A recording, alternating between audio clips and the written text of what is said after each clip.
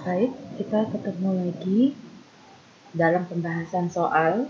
Hari ini kita coba mereview kembali soal yang sudah diberikan sebelumnya terkait dengan query DB toko biru UPW. Nah, di mana di dalam kasus ini ada 3 tabel yang akan kita rancang: tabel data barang, pelanggan, dan penjualan. Ketiga tabel ini akan kita relationshipkan. Nah, kemudian baru kita merancang query. Nah, di dalam query sendiri ada beberapa file yang kita tambahkan. Nah, ini akan kita laksanakan pada pertemuan ini. Baik, untuk pertama kali kita akan mulai dalam merancang tabel, tapi ini tidak perlu kita bahas lebih lanjut karena tabel dianggap sudah paham. Kita lanjut pada relationship. Baik, dalam relationship kita harus memastikan terlebih dahulu bahwa ada 3 tabel yang sudah kita rancang tadi. Nah, 3 tabel ini bisa kita lihat di dalam menu bar database tool, ada relationship. Kita klik kanan, show tabel, kita sorot 3 tabelnya, kita add-kan, close. Nah, akan muncul 3 tabel yang sudah kita rancang tadi. Nah, untuk melakukan relationship, kita harus memastikan bahwa setiap tabel sudah memiliki primary key masing-masing. Untuk tabel barang di kode barang, tabel pelanggan kode pelanggan, dan tabel penjualan adalah nomor faktur, bukan kode barang atau kode pelanggan ya.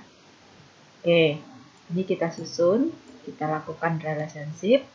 Sebelum relationship, kita pahami bahwa ada 2 tabel yang kita definisikan, ada tabel master dan tabel penjualan. Mana dia yang tabel master adalah tabel barang dan tabel pelanggan. Sementara tabel transaksi itu disebut sebagai tabel penjualan.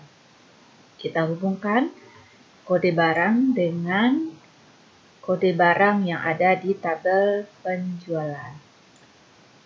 Oke, edit relationship, 3 centangan ini harus kita aktifkan.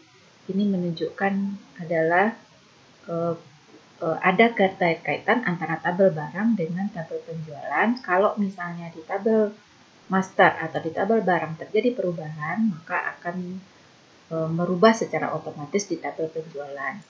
Nah, begitu juga sebaliknya, ketika misalnya ada yang salah di tabel barang, maka di tabel penjualan dia akan mengikut. Akan muncul kelihatan bahwa itu adalah data yang salah. Oke, 3-nya kita checklist, kita create. Nah, ini adalah hubungan relationship antara tabel barang dengan tabel penjualan. Begitu juga dengan tabel pelanggan dengan tabel penjualan, kita hubungkan juga melalui kode pelanggan.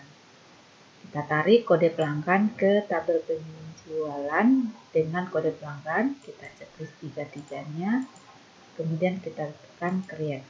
Nah, ketika sudah muncul hubungan one to many dari tabel pelanggan one to many ke tabel penjualan, maka inilah yang disebut sebagai relationship.